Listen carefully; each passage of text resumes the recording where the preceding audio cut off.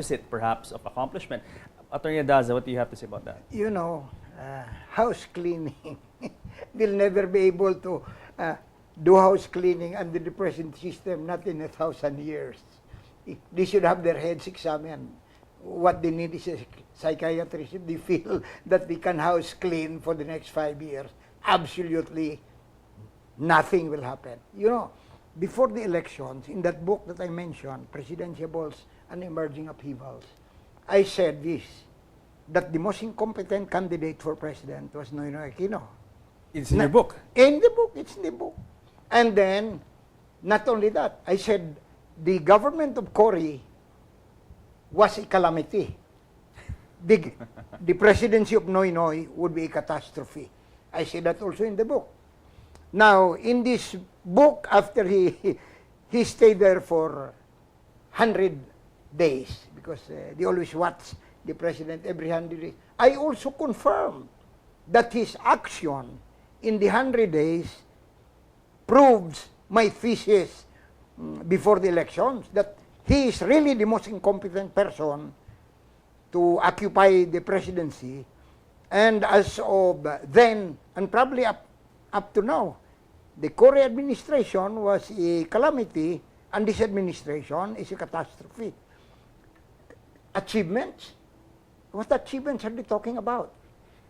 There's a lot of incompetence going on. Not only that, you know, they're saying that there is no graft and corruption. You should be able to distinguish between these two words. Graft means dealing with money. Yes. That's graft. Yes.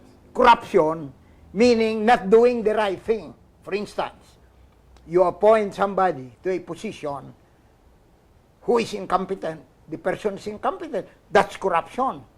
When you allow the incompetent persons, because they are your friends, to continue in office, that is corruption.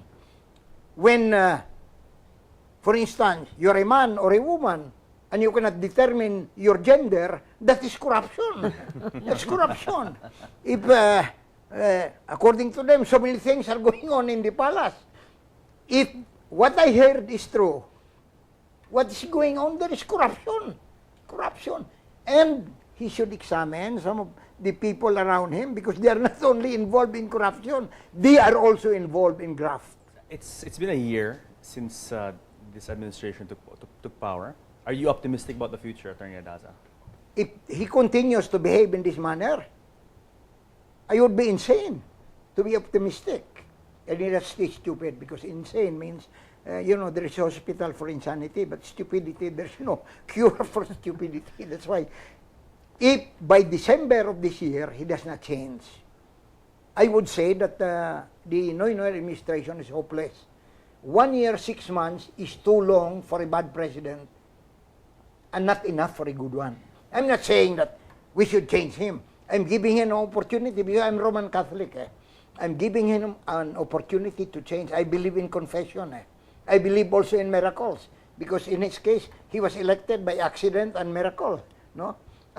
Hopefully, he should be able to produce a miracle within the next few months until December, because between now and December, you cannot expect any miracle. Yes, I'm sure. Yes. Even if speech cannot be miraculous.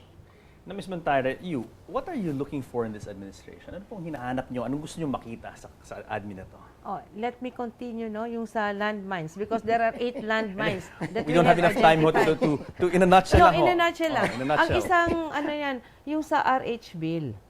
For us, that's a very important issue that he has mishandled. In the first place, he knows that the country is 85% Catholics or even less. Sabihin mo pang, baba na natin ng 60%. Why did he have to identify himself with the pro-RH? He did not think of the whole country, of the whole people. Inunahan na niya, sinabi na niya, o di bale na i-excommunicate ako ninyo kung i-excommunicate. So he was only thinking of the pro-RH. What about the rest of the Filipinos who are Catholics? And then, remember, we are the only Christian country in Asia. And Pope John Paul II has already had mentioned before that we are a special country to God because of 2 things which no other country in the world has, which is the gift of faith and the gift of family. Eh mukhang niyurakan niya yon, binabaliwala niya, basta gusto niya yon. So that's yung sa RH bill, no?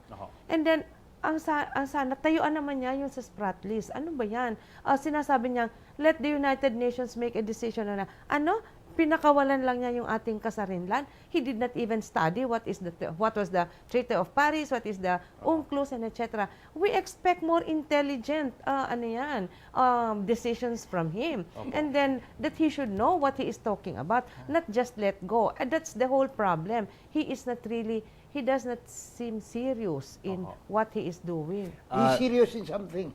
Last word, so message. We've run out of time, unfortunately. We could go on and on, but unfortunately, we only have an hour, and it goes by very fast. So, Ms. Montare, last words for the audience. Before we go. Okay. In behalf of the Solidarity for Sovereignty, we would want to ask our people, no, at tayo mga Pilipino, na sana naman ay huwag nating bigyan masyado ng oportunidad o kaya ng sobrang pag-aalala yung Pangulo, kinakalimutan natin yung ating kapwa Pilipino. Naghihirap, nagdurusa, ilan ang nagugutom, ilan ang namamatay dahil wala silang pagkakataon sa ospital o kaya kung ano man, kulang sa edukasyon.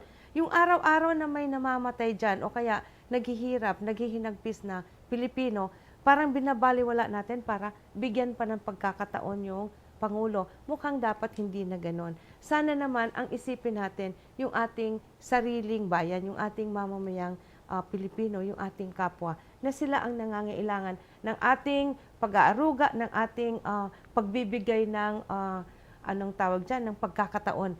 Huwag na natin isipin muna yung nakikita namin yung sa YouTube, yung noy, bigyan ng pagkakataon. Hindi na dapat ganon. Sana magkaisa tayo. Ang mahalin natin yung kapwa Pilipino. Maraming salamat, Ms. Montare. Attorney Adaza, Very last words. Very simple. Mr. President, you should start reading the books on leadership because it seems to me that you are asleep most of the time. You should wake up to your job. You are waking up to other things like playing with the internet and video games. Wake up to your duties because you have not been doing your duty as President of the Philippines since the time you assumed office up to today. I hope you'll start doing it tomorrow, not just by on Monday, not just by delivering your second State of the Nation. Begin to do your job. Do a 24-hour job every day to solve our problems. Because if you don't do that, I'm afraid there'll be major changes in the land. And I hope that the Holy Spirit will alight on your head and wake you up so that between now and December, you'll really prove that you are President of the Filipino people. Fire some members of the cabinet. Fire some strategic officials. Do things right. Get rid of the corrupt. Get rid of the grafters. There's so many of them all over the place. It's about time you do your job, and may God bless you and this country. Thank you very much po. Maraming salamat for your guesting on the show, and I'm sure our viewers have benefited so much from your expertise, your insight, and your knowledge and experience. Salamat po. Thank you very much. More power to you. Thank you. Thank you also. And For all of you out there, I hope you enjoyed the show. Join us again next week on the show where we talk about the issues that matter to you because you matter the most. See you next week.